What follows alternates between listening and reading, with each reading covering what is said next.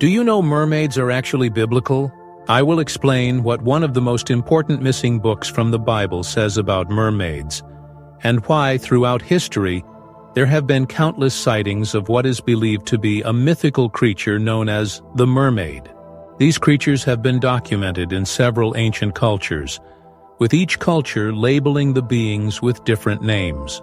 However, they each possess the same overt appearance, so we must begin asking ourselves how real these creatures actually are.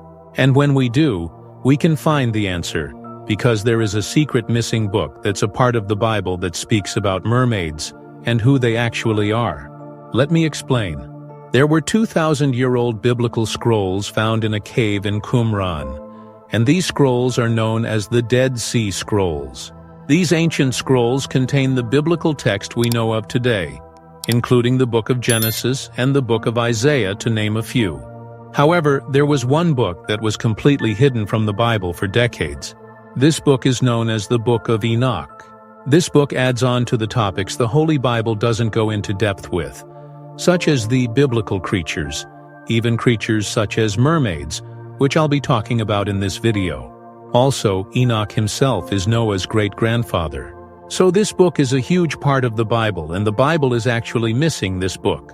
The Book of Enoch answers the questions we all have regarding several subjects in the Holy Bible. And although as a Christian, your mind may be fixated on the current books of the Bible being the only truth, understand that the Book of Enoch was found with the same books in the current Bible, and those in power decided to take this book out of the Bible. That doesn't mean the Book of Enoch is any less credible. It actually may potentially mean it's more than we initially thought. Now let's take a look at what the Book of Enoch has to say about mermaids. The Book of Enoch mentions a group of mysterious beings, and these beings are what led up to the creation of what we now call mermaids. The story starts off with a group of angels known as the Watchers. These angels came to earth and mated with human women, and this unholy union resulted in the biblical giants we know about in the book of Genesis.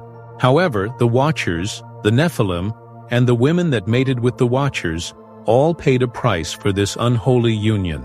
The Watchers were bound in a place known as Tartarus. The Nephilim were destroyed in a great flood, and the women who mated with the Watchers, well, they were cursed to become mermaids. Warren Enoch 19 verse 2 says, "The women also of the angels who went astray shall become sirens." Sirens can be translated to two different creatures. First, we have the Greek siren, which is a half-bird, half-human creature. And then siren can also be translated to mermaids. However, over time, the word siren has been a title to describe a particular type of mermaid that sings a hypnotic song that lures men off their ships to their watery demise. There is even a show called Siren that is about mermaids. Originally, mermaids were human women, and this is why in several films they turn into human women.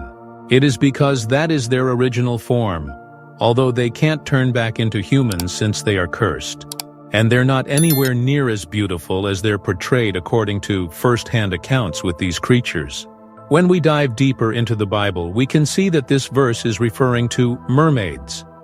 The Bible mentions how in the new earth, there won't be any oceans, meaning God views oceans as something unholy, perhaps for the very purpose of demonic marine spirits, better known as mermaids, inhabit the oceans.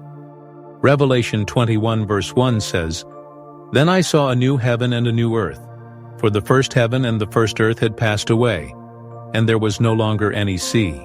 Now that we know these creatures are biblical, it is pretty obvious these aquatic humanoid creatures survived the Great Flood.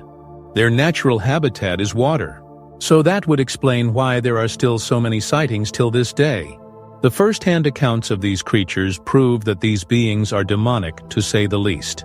Many people who encounter these beings say they are demonic in nature because they lure people off their boats in the middle of the ocean.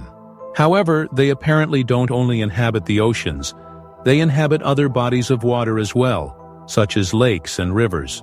Mermaids are also known as marine spirits. Mermaids have been documented for thousands of years. There is even an ancient Egyptian painting that illustrates a war that happened between humans and mermaids. These creatures are described as having a frightening appearance and also possessing supernatural abilities, particularly hypnotism with their voices, and also telepathy, which is the ability to communicate mentally without speaking. Most of the time, they are described as having all black eyes, razor-sharp teeth, gills in their face, and webbed fingers.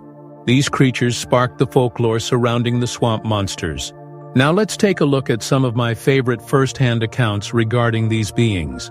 There is a testimony that I find quite intriguing about a woman who, unfortunately I don't have the name of, encountering a mermaid, and she said it communicated with her telepathically and said something frightening. A woman was swimming in a lake while her family was off in the distance, cooking at a family event they were throwing. The woman said she got onto this rock near where she was swimming, and in her own words, everything went silent. All her family, the birds, the wind, everything went completely silent. And then she seen a mermaid with all black almond-shaped eyes emerge from the water and telepathically told her, "I can make you jump in the water." She said she began to get frightened. And then the mermaid looked dissatisfied and then swam away, vanishing into the depths. This is a very frightening encounter, considering the abundant amount of testimonies that have a similar story about these creatures making people jump into the depths, and for them never to be seen again. Other cultures believe if you see a mermaid, you'll become rich. And also, there are places where people are believed to literally be taken by these creatures. My final take is, if these creatures have been documented for thousands of years up to now by several cultures worldwide, there is no way that this is just some myth. Let me know in the comments if you've ever encountered a mermaid. I would love to hear your stories. Thank you for watching. If you enjoyed this video and want to see more videos just like this, check out my Book of Enoch playlist right here.